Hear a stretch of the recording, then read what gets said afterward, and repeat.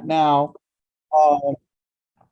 but we'll put it in the end of the presentation so that you can share out this resource as well to folks who couldn't make it. I know there was a PD, I know there was some stuff happening, but we're thankful for the folks who were able to make it. Please make sure to share the information here with us.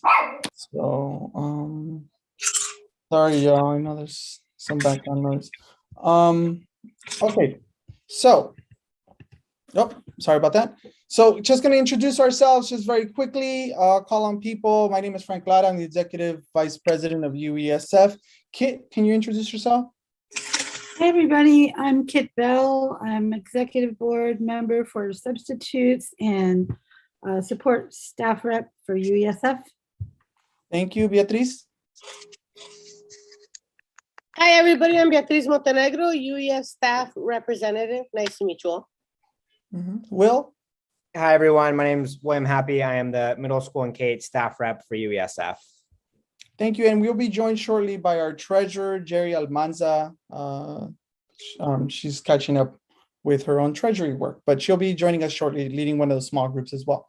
So thank you. Our information is also located at uesf.org. You can always reach out to us there. We have the information listed also in the presentation at the end. So, but again, making ourselves available to you all in case you have any questions.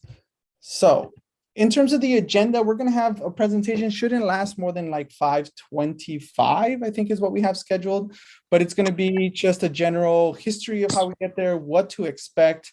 And then it's going to be about like 10-15 minutes of Q&A. And then we're going to be splitting into small groups. And the small groups are going to be around topics. So there's going to be, hello? So, and the small groups are going to be around consolidations, layoffs, and also how to organize at your site. So should be working out. Then we're going to move on to the next steps as well. So plenty of time if we can keep talking. And again, you can always reach out to us afterwards. So one question here, how did we get here? So the last period, and I think it's important for people to know because this feels like a very jarring moment. The budget cuts, are definitely a thing, but it's for, especially if you're new here in SFUSD, it feels like this is something that's happened or happens often. But actually, while there's constant discussion around budget cuts, the last time these type of layoffs happened was after the 2008 crash. At that time, there were furlough days, there was different layoff notices, but it didn't happen at that large scale until then. So it's not a common thing, and we have to say that because, again, as difficult as this sounds, it's not a common thing.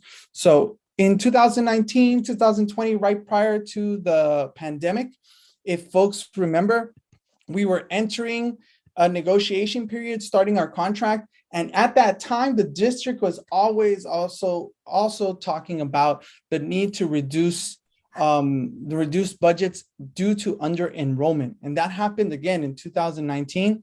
And we had started negotiations, our bargaining campaign in February of 2020, right before the pandemic. And if you've read our report around the recent TSA, you saw that this was coming and we were starting to engage in that negotiation. But unfortunately, the pandemic hit and disrupted everything. So at that time, right, the pandemic, if folks remember, March 14th was when we went into lockdown and did not come back to schools for almost a year after. So during that time, when that happened, the states really held folks. Hi, JC, we don't have interpreters. Beatriz, can you answer that? Sorry, because I know you follow up with that, JC. I'm sorry, I don't. I know Beatriz follows in the past. So what happened with the pandemic was that the state of California bailed out many of the districts, held harmless around attendance issues. So and then we also got a ton of federal funding. So during that time, the district did not have to deal with this crisis that was impending, right? And I mean, districts were losing students, so it was really intense. So coming back to it in October, this is what we were facing with the fact that San Francisco has lost 3% of enrollment, it leads to real budget cuts and real budget adjustments. So there's that. We also, in terms of the contradictions, and we want to highlight this, it is a contradiction for San Francisco Unified to claim a staff at the same time a staffing crisis where we can't have enough subs on a regular basis, educators in the classroom, yet at the same time be having the possibility of layoffs. And part of that contradiction is very unique to San Francisco.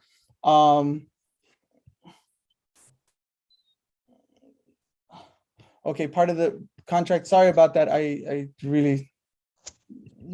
Okay. So captioning, can someone suggest captioning? I know that's being said. Do you know that, Will? I'm trying to figure out the closed captioning. Usually it just turns on. So in terms, again, the contradictions of staffing and budget cuts is that they still, the system is basically adjusting itself, and so in some cases having to move people around to school sites where it is under enrolled and sites where there actually is a need for more educators. And so because it is a district-wide system, it makes it a little challenging. So while it's, again, very stressful, what we're trying to offer in this meeting, and I think it's important to note this too, we can't as a union negotiate the layoffs. What we can do is try and support you all to inform you what's happening so that you understand how to navigate that process. And we actually have a lot of contract language around it as well. But because again, it feels very jarring, but there are reasons why these timelines have to go. And there are places where we can insert ourselves and support you in it. So do you want to go to the next one? Here you go. That's on you. Tell me how to move on, Will. Yes. So what do we expect? We're going to go over some of the main factors that need to be considered here.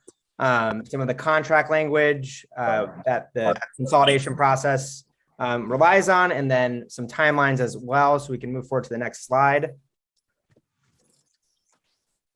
So as I mentioned, there's specific contract language around consolidations. In the certificated contract, it's Article 15.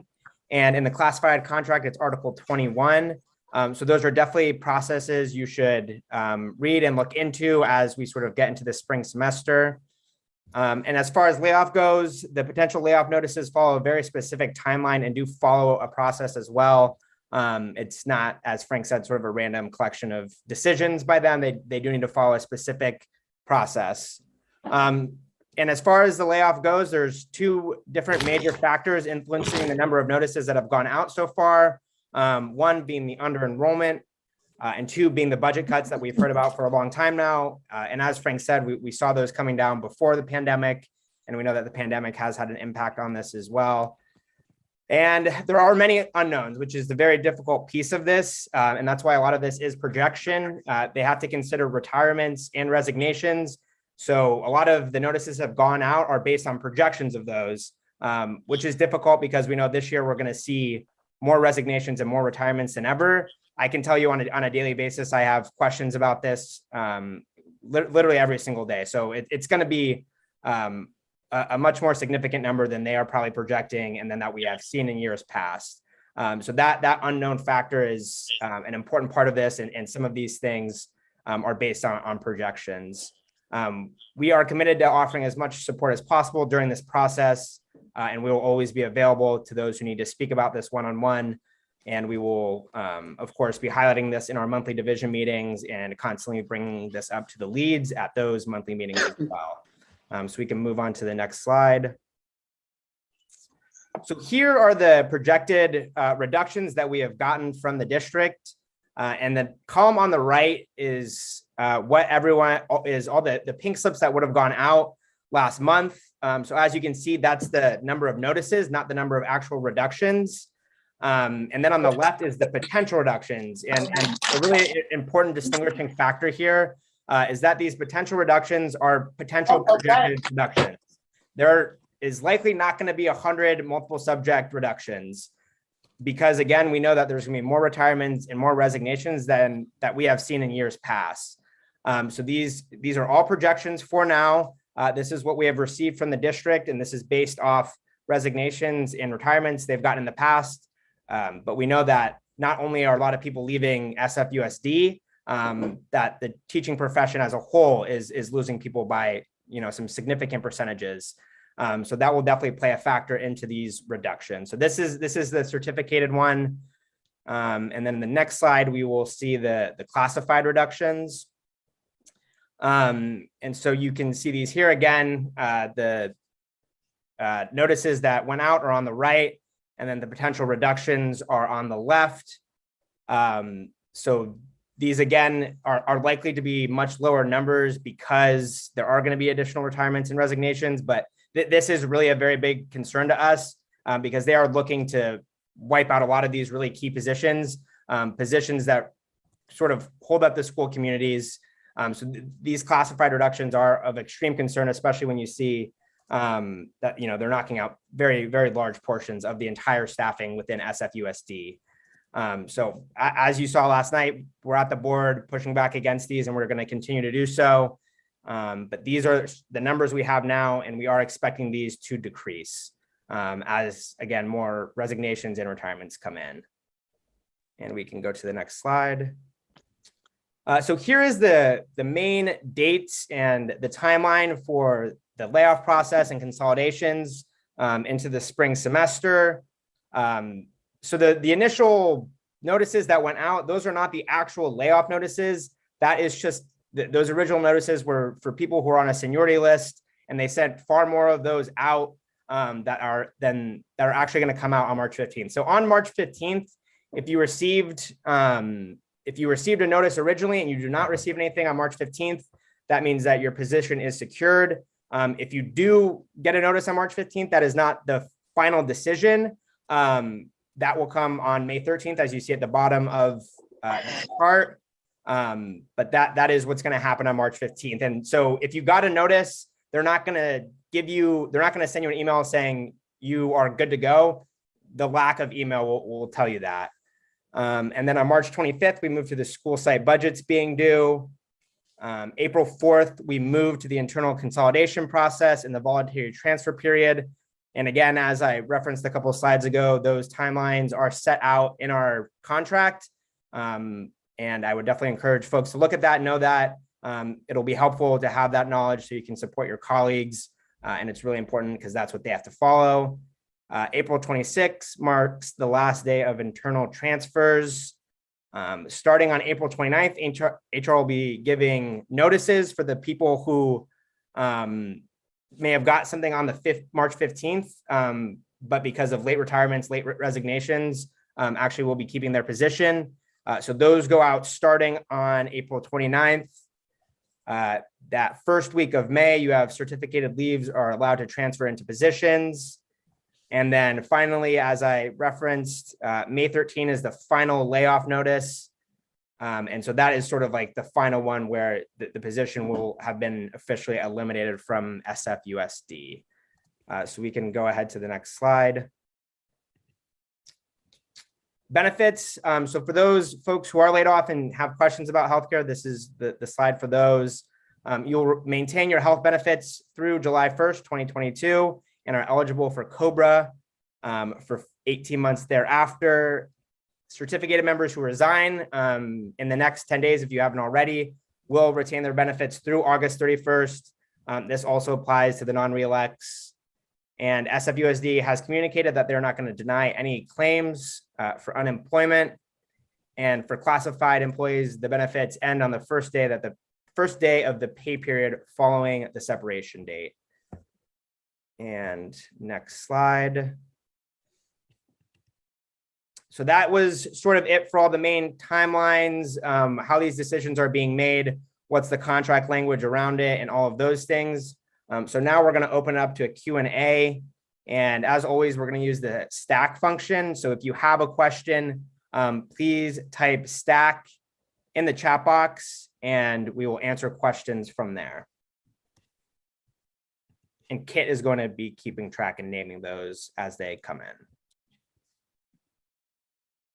And if folks have the answer, will Beatriz look at the chat especially around the ones folks asking the questions in the chat. Go ahead. So we first have Chris Klaus. Hey, so I know that 5 Japanese teachers have received preliminary layoff notices, which is not what it said on your slide. I think it said 3 teachers would receive like heads up, you might be laid off. So what are we doing to support these members who are quite validly panicking right now? And what can we do to prevent some of these layoffs? Well, this very specific thing, I mean, I think as Arisa and I think Eriko both you sending me an email. So we just received that last night. So I think we need to follow up with you in terms of the cases. The issue very specific to yours is that there's a couple of partial FTEs. So they're not full FTEs and they need 1 FTE. So it causes some scheduling issue, but I'm going to be available in the main room, stay in the main room. We'll talk about it because it's not an issue of under enrollment in that program. It's not an issue of under enrollment in a school program. So for example, Lincoln, you have a solid program, you have something like that, but overall in a district, that may not be the case. So they're figuring out how to move folks, right? So that could be a thing, but I'm here and we'll talk in the small room. And Paul Matsumoto.